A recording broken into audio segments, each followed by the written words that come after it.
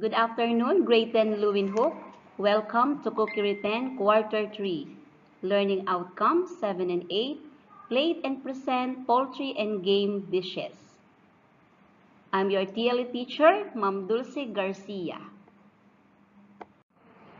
For today's objectives, identify basic principles in presenting, plating, storing poultry dishes. Observe safety and hygienic practices in presenting, plating poultry dishes.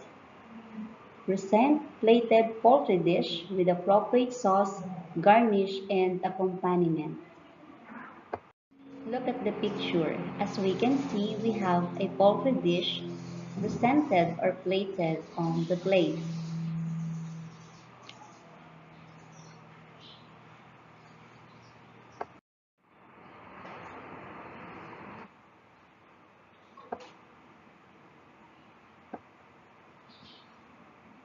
The way food is presented affects a person's perception on how it will taste. The perfect dish includes food that tastes as good as it looks. Food presentation is an integral part of plating. Why? If you want to plate or if you want to present a certain food or dish, what you're going to do is to plate it. That's why presentation is part of plating. The first factor to consider in presenting and plating poultry dish is the type of servicewares. Selecting the right plate is the first step.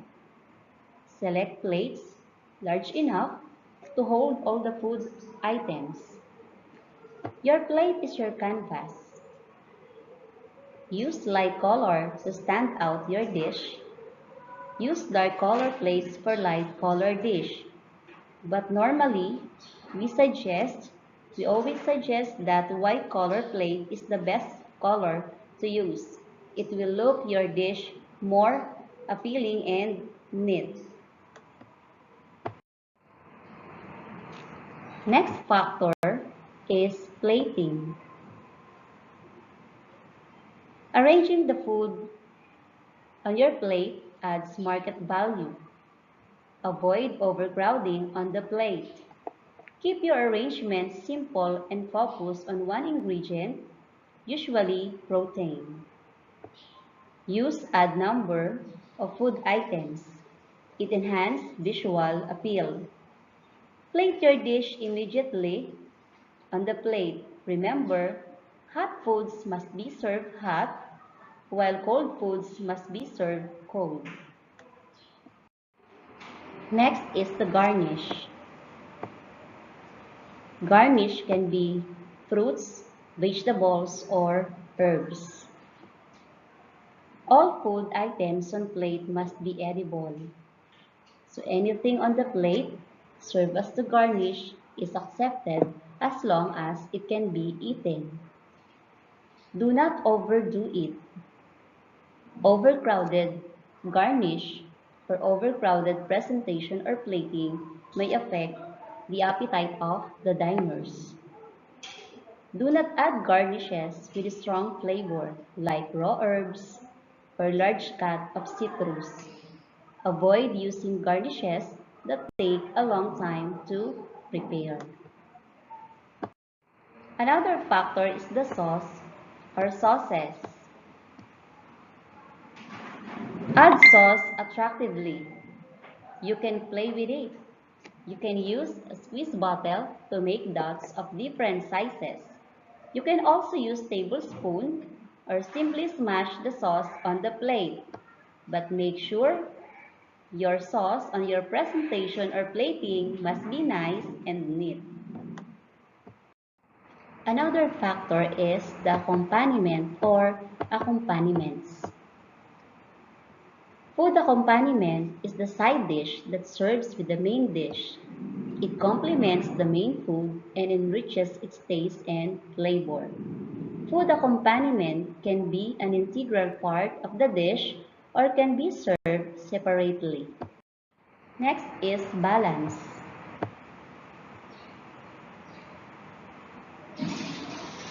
You can use 2 to 3 colors in presenting or plating poultry dishes. Colorful dishes bring expectations of flavorful meal. Use variety of shapes and textures. It surprises the guest to taste and engage more on the dishes. Let's proceed to storing time for poultry and game dishes. On the first column, we have different poultry products. Its refrigerating time, which is about 35 to 40 degree Fahrenheit, and freezing time for 0 degree Fahrenheit. Storing time is important for us to be reminded of their lifespan, even though they are stored in cold temperature. So let's now proceed with the different basics for handling food safely. So first is shopping. So never choose meat or poultry in packaging that is torn or leaking. Do not buy food without expiration dates. So that is for shopping. Next is storing. In storing poultry meat, always refrigerate perishable foods within 2 hours. It should be wrapped securely to maintain quality and to prevent meat juices from spilling to other food. Next picture is preparation. So never forget to wash first your hands with water and soap for 20 seconds before and after handling food. Keep in mind that raw food and cooked one must be kept to avoid cross-contamination. Meat can be marinated and kept in refrigerator. Next is thawing. There are 3 ways on how to thaw the poultry meat. It can be with the use of refrigerator, cold water, and microwave. So in refrigerator, it allows slow, safe thawing, but make sure poultry juices do not drip to other food. Cold water, so place the food in a leak-proof plastic bag, then submerge it in cold tap water. When using microwave, for this method, make sure to cook the meat immediately. Next is cooking. So we may use different method and techniques of cooking depends on our personal preference.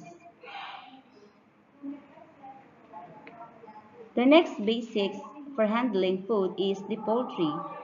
So cook all poultry under 165 degree Fahrenheit.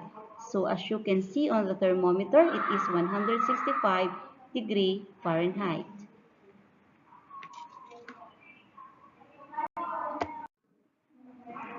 So another is serving.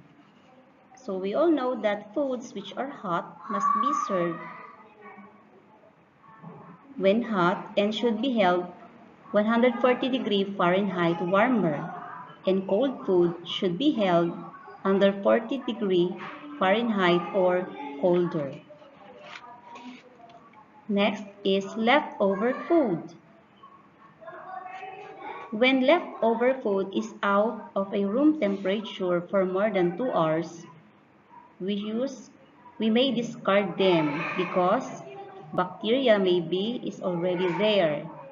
So leftover must be placed in a shallow containers and keep it immediately inside the refrigerator or freezer. And the last thing is refreezing. So defrosted meat and poultry can be refrozen before and after cooking. But if thawed, cook first before refreezing. So those are the different basics for handling food safely. So I hope you learn everything about on our topic. So if you do, kindly answer our quiz number 4 in Google Forms. Link will be sent later. Okay, for your activity, let us have your performance number 5.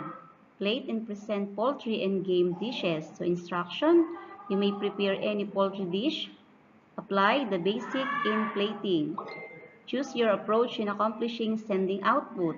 You can take a picture of it and you may send your photo of your finished product through online messenger.